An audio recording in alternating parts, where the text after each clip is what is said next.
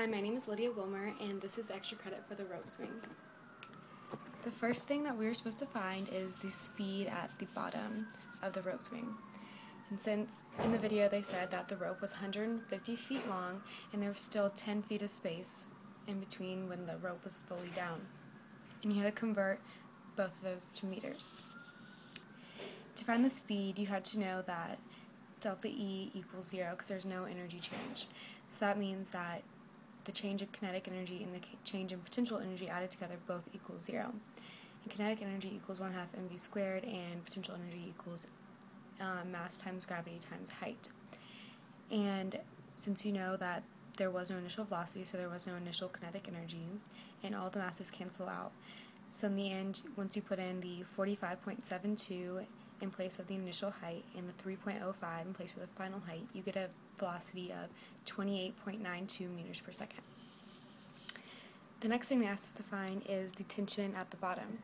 There are only two forces, the tension force and the gravitational force, and both those added together equal F net. But since you know that F net is only perpendicular because there are no parallel forces, you know that F net equals mv squared over r. And you have to add that together to the gravitational force to get the tension force.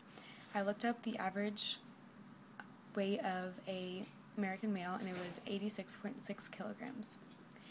And when you take the 160 feet from before, when you add up the 150 and 10 feet, that you divide that by 2, and that's going to be the radius, which is 24.38. In the end, you get a final tension of 3,819.53 newtons. You had to find the tension at 30 degrees. And you do the same exact thing, except your F gravitational force is going to have to be multiplied by cosine of 30 degrees because that's going to be the only force that's going to be affected by the change in the 30 degrees. When you do this, you find out that you get a tension force of 3,705.83 newtons. You also have to find the speed at 30 degrees. Since you know that there's no change in energy, that's going to equal 0, and there is no initial kinetic energy, it's pretty much going to be the same formula as before, except this time the final height is going to be multiplied by cosine of 30 degrees because that's going to be changed by the angle. And so you get a final velocity of 29.06 meters per second. We also had to find out the stretch. I looked up online, and for a climbing rope, it can stretch 35% until it breaks. So I multiplied the 150 feet rope, which is 45.72 meters, times 0.349, and I got 15.96 meters. So when you subtracted that from the 45.72, you get a stretch of 29.76 meters. You have to be able to find your spring constant, or your stretch constant. And since you already have your F net from before and your gravitational force from before, you just plug everything in and you get a K of 8.37.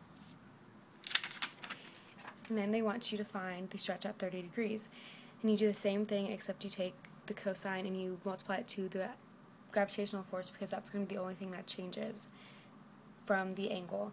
And in the end, you get a stretch of 29.76 meters. For the code, I used the code of the spring lab that we had before, and I had to change all my values of my KS, which is 8.37, and my length and the height.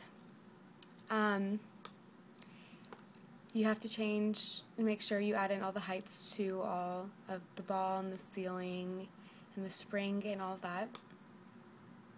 I did a time of about 40 seconds because I'm not really sure how long it actually takes them, but you can get the gist of what happens in 40 seconds. You have to make sure you have all of your forces in there and your S and your L's and everything, just like in the spring lab that we had before. It's the same thing.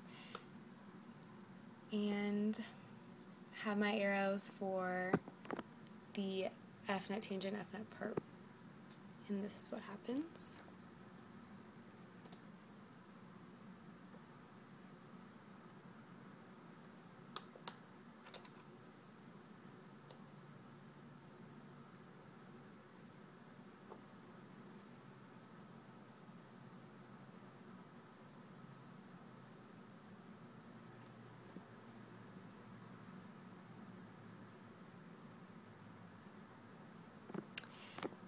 That looks pretty good for what would actually happen in a rope swing like the one happened before. It's just going to go back and forth in its own way. The numbers I got for this are similar to the numbers I calculated. It's always going to be a little different because of calculations and different things that you're not adding into in your calculations or you're not adding into in the code.